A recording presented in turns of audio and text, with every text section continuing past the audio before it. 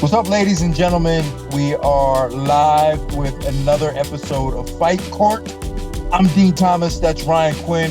If it looks like I'm in the car, I am in the car. I'm in the parking lot of the Meta Apex, formerly known as the UFC Apex, getting ready for Zuffa boxing. So I'm doing this show in the parking lot of the car just before Zuffa boxing tonight. So I don't mean to knock you, but you worked so hard for the UFC last night. Now you're working for the boxing event tonight. They can't give you an office. They send you out to the well, car. to be, to be fair, I'm actually not working the show tonight. I'm going to check it out because I've never been to one. So Yeah, yeah. Okay, fair, fair, I'm going fair. to check Okay, it out. But I am doing UFC BJJ on Thursday, bingo. and I am working the desk next weekend, and I'm cornering a fighter during next weekend. So it's a busy week. So I think I deserve a desk or Yeah, at least a cubicle. or a janitor's closet or something. Yeah, something. No, actually, here at the Apex, um, I normally use what they call Studio B. And they Okay, normally put me up in Studio B. And I told them that when I die, I want them to rename it the Dean Thomas Studio. okay. And they said they would. So it almost might even be worth it for me to, expedite that process just so I get a room named after me. Well, I don't know. The Dean Thomas Fight Court podcast it doesn't have the same ring to it when you're not here. That is true. It's not going to have the same ring. All right, but the fights were ringing enough from last night. Yeah. Uh, what did you think, man? What did you think? The BMF title switched hands. What did you think? I told you I felt like Charles was going to pull it off. I felt like it's funny. So it's almost like Max is so used to the chaos now. He's so used to fighting in the chaos that if something else that's a little bit more grounded comes at him, it's like he wasn't ready for the normalcy or like the other piece to this puzzle. Like it's I can't put my finger on it. That's why I felt like Max has been in these banger fights lately. He's been in striker friendly. And like we talk about, like you mentioned, sometimes even though they don't realize that fighters when they get older, they want to stick to what they're comfortable with. Max is comfortable in the chaos. And sometimes when you're so good at what's hard, you tend to neglect some of the other stuff. I think that's what we saw because if you see here, even though Charles was clearly bigger than him, um, he stuck to the wrestling and the grappling, but the wrestling portion of it wasn't necessarily clean. In fact, I felt that for some of you fighters, like I used to say sometimes, when you get here in certain don't be afraid to get greedy. And that's exactly what we saw out of Charles, but a lot of areas he just bullied his way in with some single legs, high crotches. The body locks were actually really nice. The trips, he got greedy because he was able to extend them because he was winning inside the clinch, because he was winning in the wrestling pummeling. And I think that was the way. And then after the first and second round, why change anything else? This dude he'll catch you in the flames if you're going to exchange. Just keep winning rounds, keep chewing the clock. So yeah, All right, so there's no question that Max put on a championship level performance last night. He was incredibly dominant. There's no question about that. Mhm. I think the biggest question is as we look at the BMF, what it stands for, Yeah, yeah. do you think it lived up to the expectations that we expect of a BMF champion Nah, or no, even a fight? no, because I always liken the BMF to WWE had the hardcore title back in the day where it was everything. The matches were all like chairs and craziness. Like, we wanted to see a firefight. Um, but when is Charles ever offering a firefight? Like he's got some of the slickest grappling in the game, and was he really going to do that? So it was a matter of time before one of our BMF fights was going to happen like this. But I know exactly what you mean. That belt, it's meant to be a banger, that fight. But I just didn't see. I'm not surprised the fight went that way, and it was a matter of time before we had that.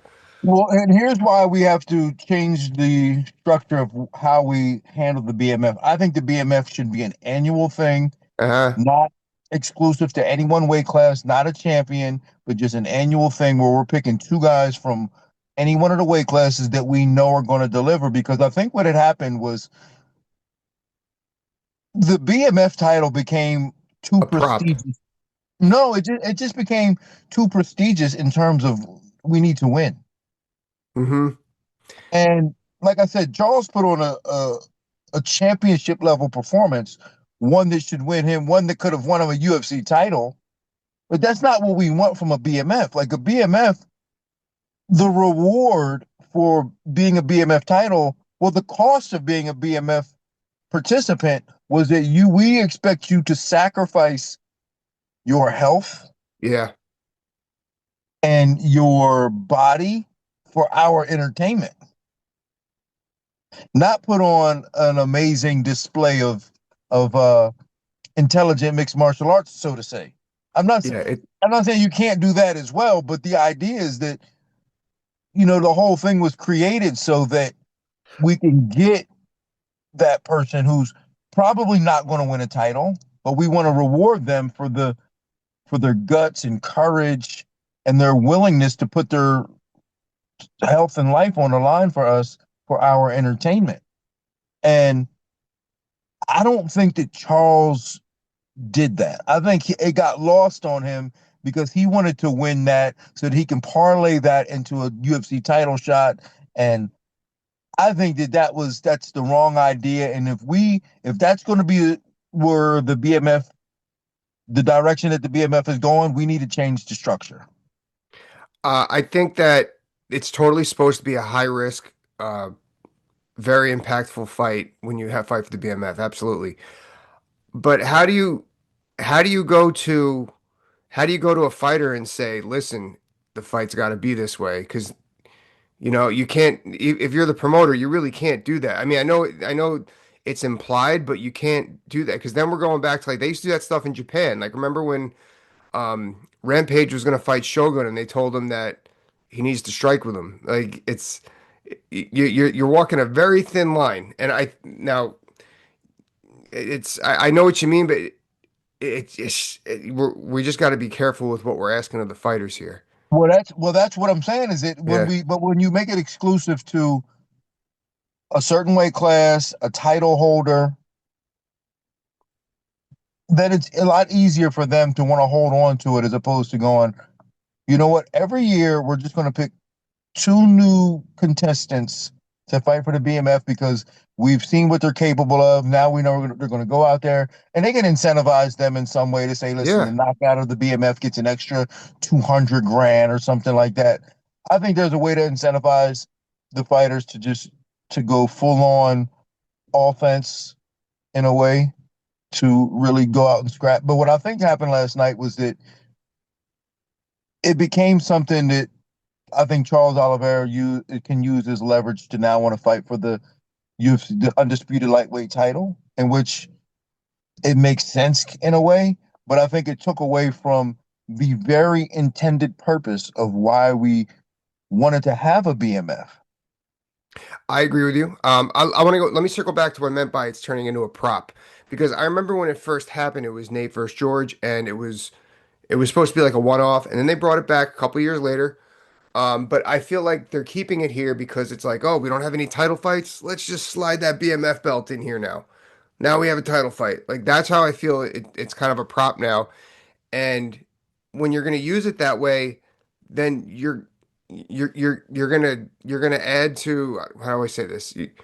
There's going to be some fat in there. There's going to be some area of what we saw last night.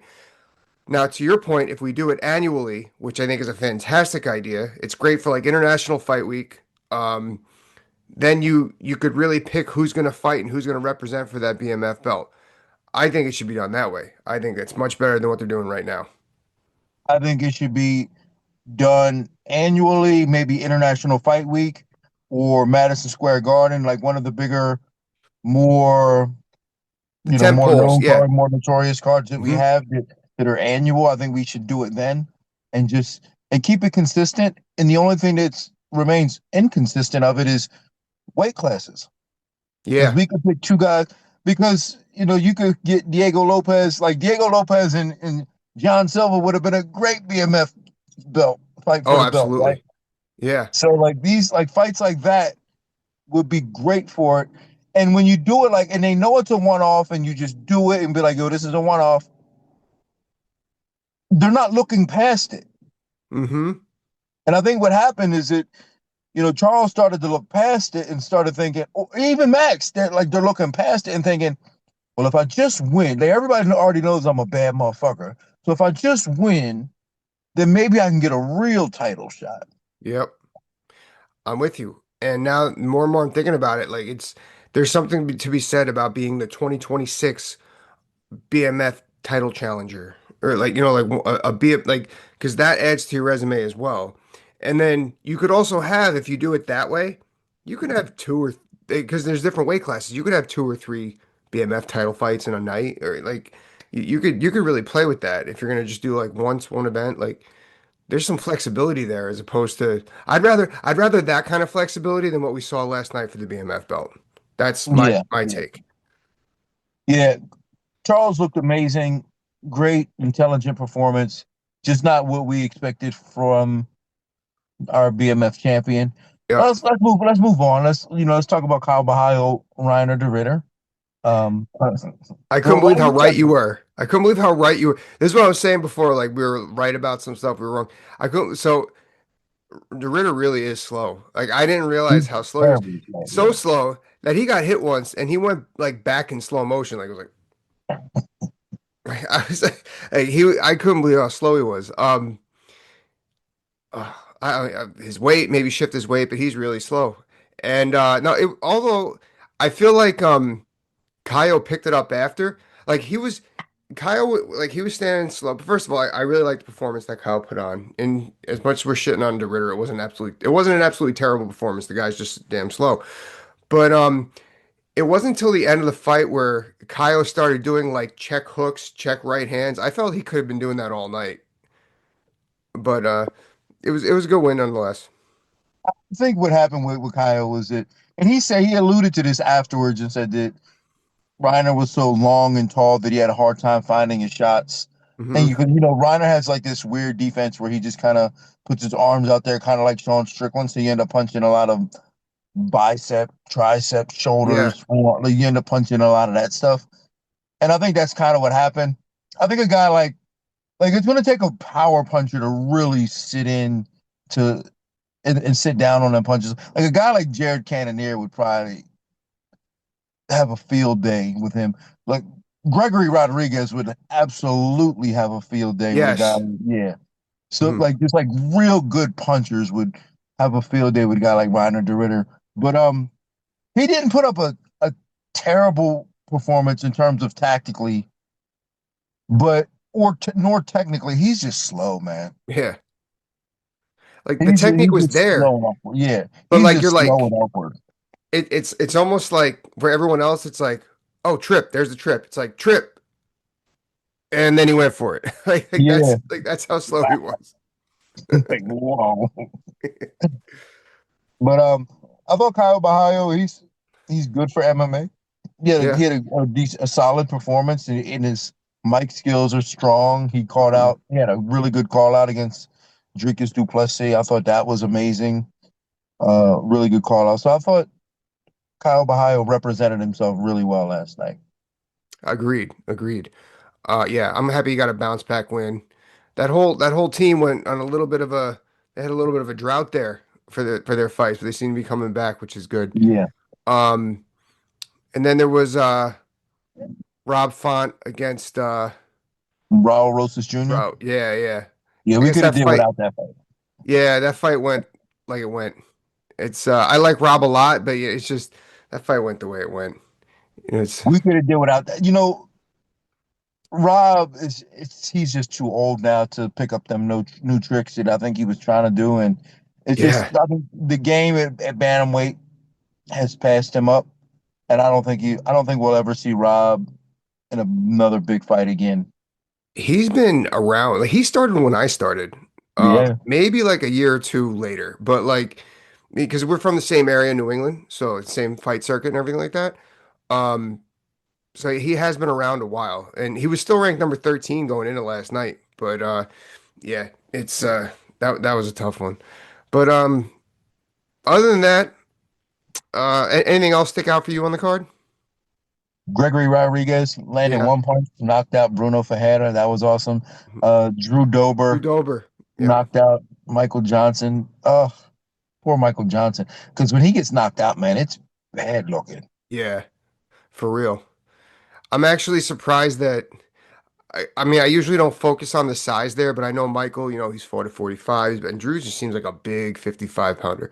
And I thought size was gonna play an impact there. Drew's not bad, and Drew could strike. So and then yeah, look what happened. What was it? What was it? A 3-2 or a 2-3? Whatever it was. It Yeah, was it was a 3-2. yeah.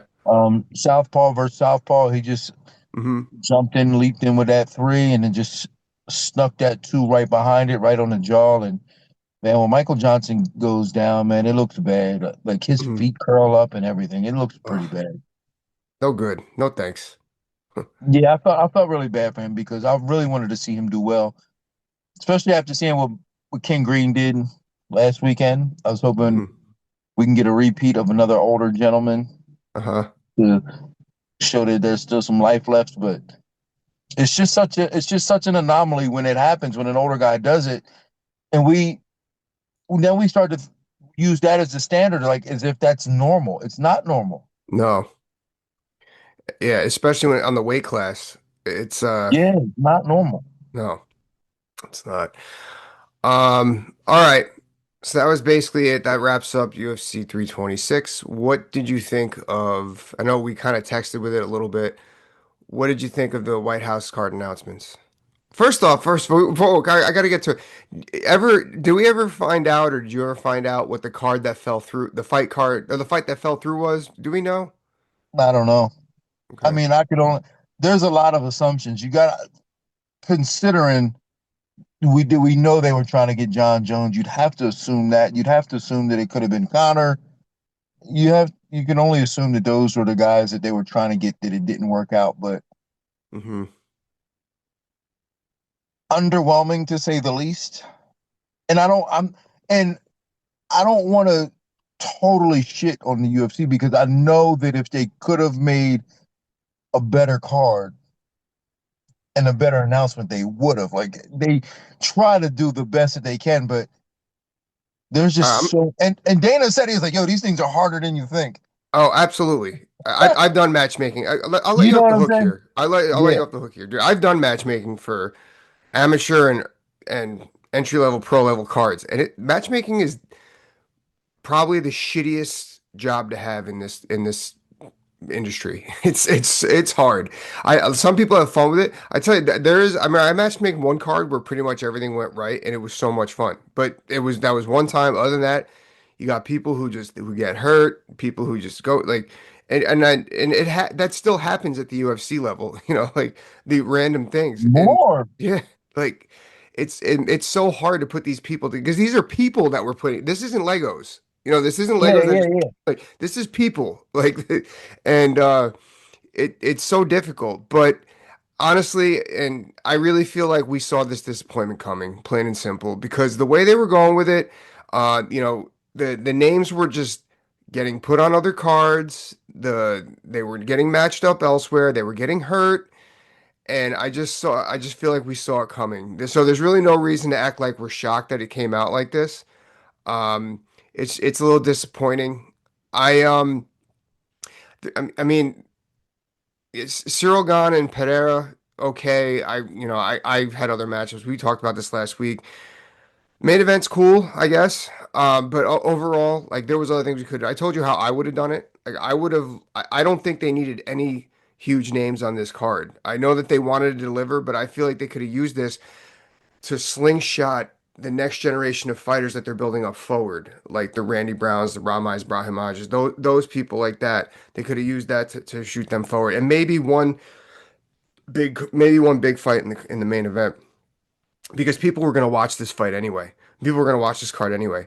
Now it's kind of like they went forward. They wanted to make a star-studded card, and it just didn't work out. And it's almost like nothing went their way. Like I know. nothing went their way. Kayla got hurt. Not that she was really going to be on the card, but Kayla got hurt. Couldn't figure it out with John Jones. Connor didn't work out. Nothing went their way. So then they had all these. So the thing is, they got names on this card, but no name matchups, and that's pretty much what it is because the puzzles just didn't fit. Here's so I always like when you look at a card like UFC 300 when that was announced and you saw those great matchups and you saw that there was like not only just great matchups but there were storylines and there was so much to it. Like you were so excited from the first fight to the last because of the way the plot of the night was going to go. That you was excited for it, Yeah, and I think that's what this lacks more than anything. yeah, This lacks just it has zero plot to it. yeah. That's why they could have just used a regular fight night and it would have been fine. Just focus on the White House. That's the spectacle. It just looks rushed. It looked, and that's probably what happened is that they had all these great ideas, and then when it was, and this is what upsets me most, is that when they first announced that they were doing a House card, everybody was like, "Oh, I want to fight! I want to Hmm. fight!" John Jones, "Oh, I can't wait to do this," and Connor, "Oh, I want to do this," and all these guys wanted to fight on the White House card. But then when it came down to it, it looks like no one stepped up. That's Yep. what it looks like to me. It Hmm. looks like no one really stepped up to make this as legendary and as epic as possible. Now, which so let me just run down from bottom to top. Diego Lopez, Steve Garcia. To me, it's a great fight.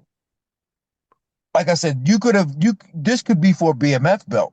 It's a great Yep. fight, but it's but and I'm not opposed to that leading the card off. I'm not opposed to it. But it seems like right after that fight, the next fight that was announced was what Bo Nickel and yeah, Yeah. Bo Who saw Nickel that happening? and Kyle Dawkins. I'm like, that's the next fight. I'm like, Bo Nickel's fighting a guy below him who just recently got cut that they brought back. Do you think that there was supposed to be another matchup for Bo? I know we talked about Kobe, but maybe that just wasn't in the cards. I mean, why wouldn't it be? And why didn't if it wasn't the cards, why didn't Kobe answer the call? I felt like that I would don't have been know. his big one. But okay, but Kobe's a welterweight, so I get that. Kobe's a Hmm. welterweight. I get Yeah. that. But why not have Bo Nickel fight up to force? He won his last fight. He knocked out Rodolfo Vieira. Yeah. His only fight that he lost was to a ranked guy. Why not have him fight in a compelling fight against a known guy to fight for a spot in the top 15? He could have fought. He could fight Gregory Rodriguez. He Yep. just fought that night. I think Kenny Florian was suggesting him fighting Robert Whitaker. He could fight Robert Whitaker. Would have loved that fight. He could fight Paulo Costa. Paulo Costa's ranked like 12. He could fight one of them guys.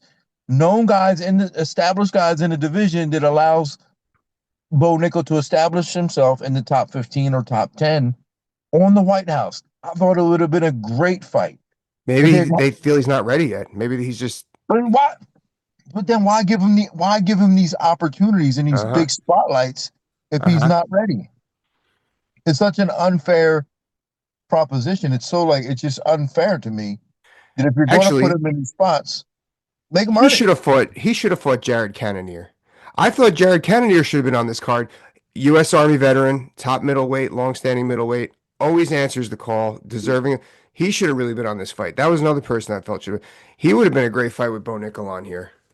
That's what I'm saying. Like somebody that's been in the division a while that's ranked that would allow Bo Nickel to have some consequence in the fight.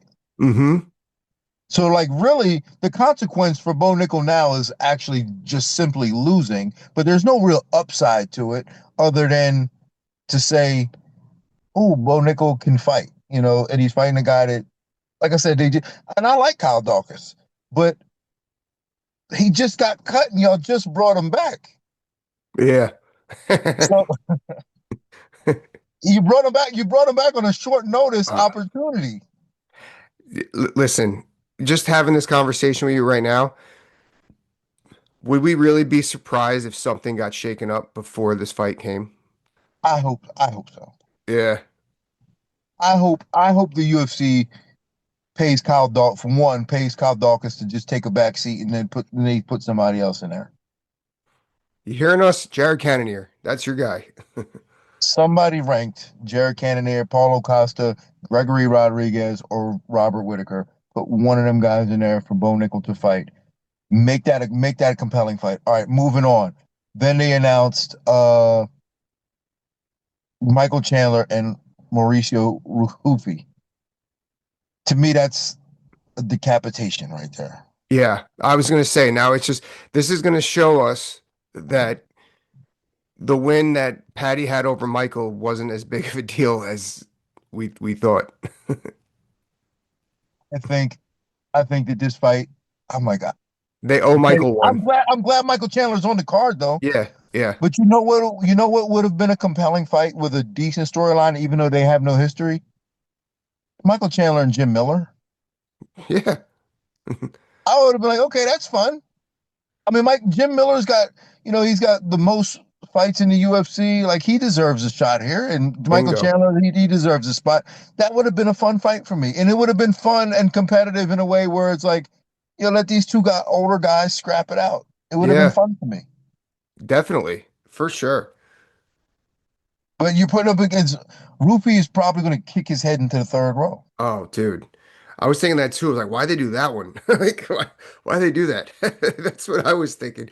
Oh man. Like it's oh yeah, there's just that looks like all right, Mike, we owe you one and we're trying to boost this guy. Like Yeah. that's what that looked like.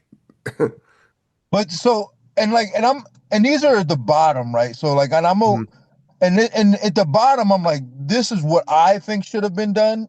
So, I can't say, why didn't we get John Jones and all that, but I'm just talking about more compelling fights at the bottom Agreed. Yeah, end. I'm with you on it.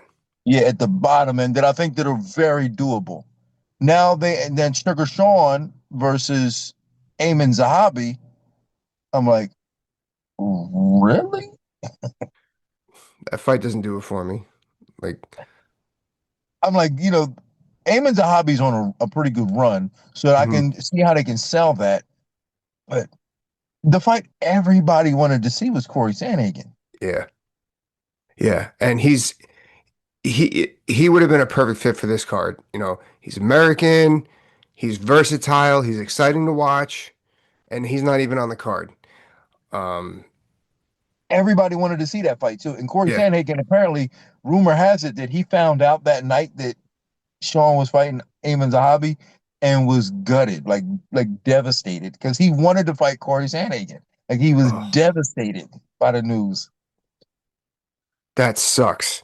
And I'm like, yo, that's such a better fight for a guy who's willing. So that leads me to believe that maybe Sean didn't want to fight him. Sean didn't want it.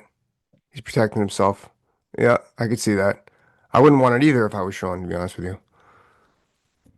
Yeah, but I mean, at the end of the day, that's what all this is about, right? We're Hmm. all risking something for the benefit of something else. And Yep, you're right. yeah, so like the risk is you're going to fight a tough dude, man, and you might lose. And you're not it's not the sugar show anymore. It's somebody else's turn. No, it's the hurt business, baby. Yeah. So and again, like I think these are all doable. At the top of the card, uh Alex Bajeda, Cyril Gane, I guess that's the consolation prize for Tom Yeah. Aspinall being hurt and John Jones being out.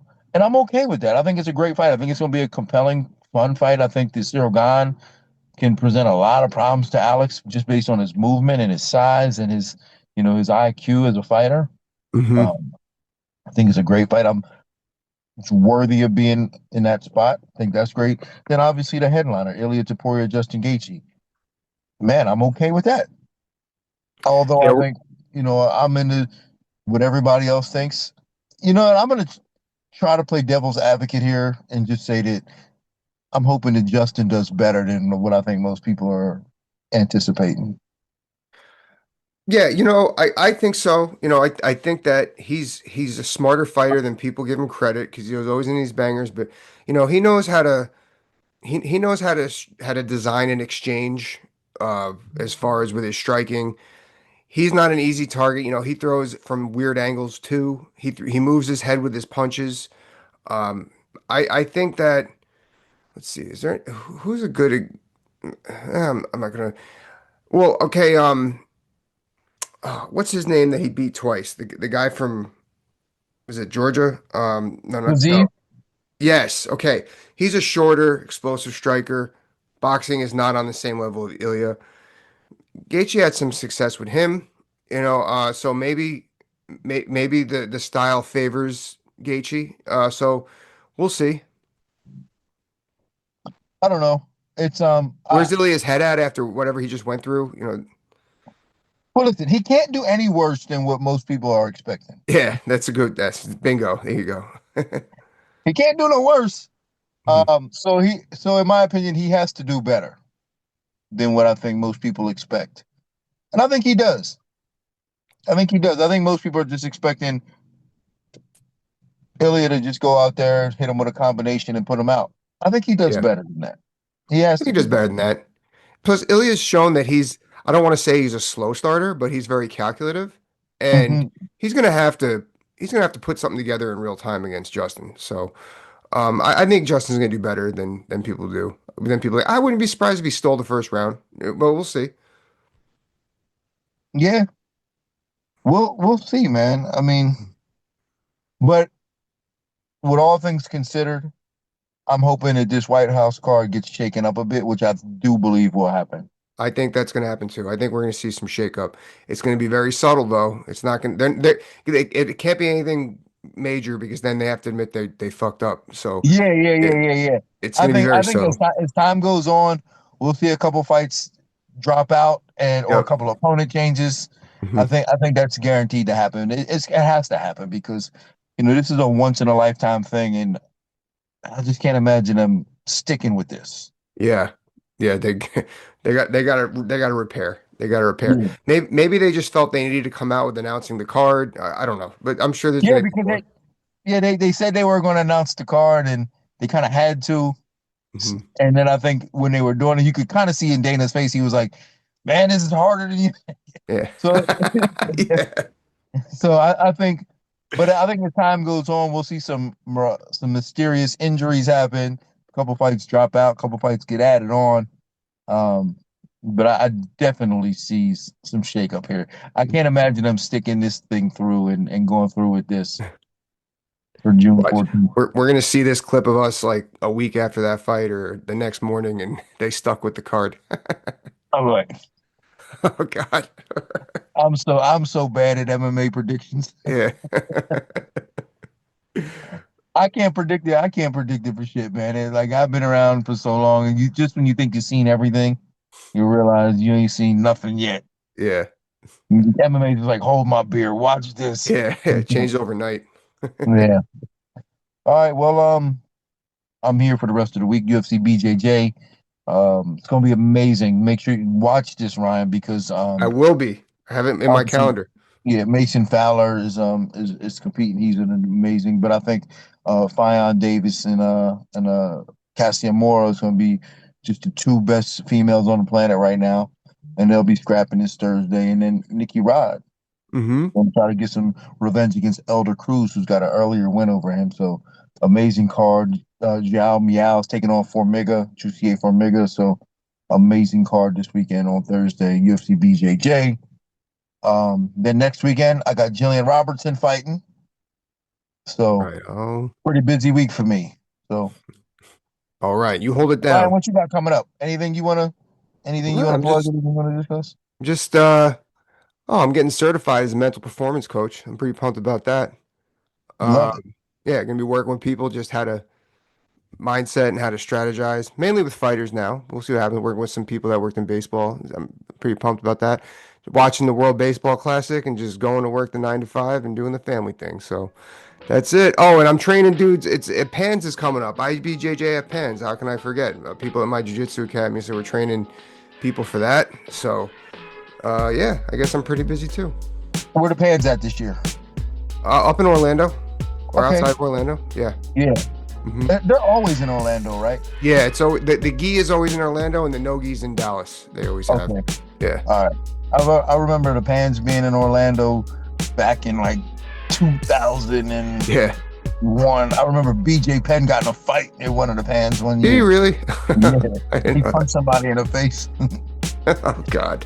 Long time ago. I remember that. But well, all right, big dog. I will catch up with you. We'll chop it up again next week. If you enjoyed the show, make sure you hit like, share, and subscribe. And on that note, this court is adjourned.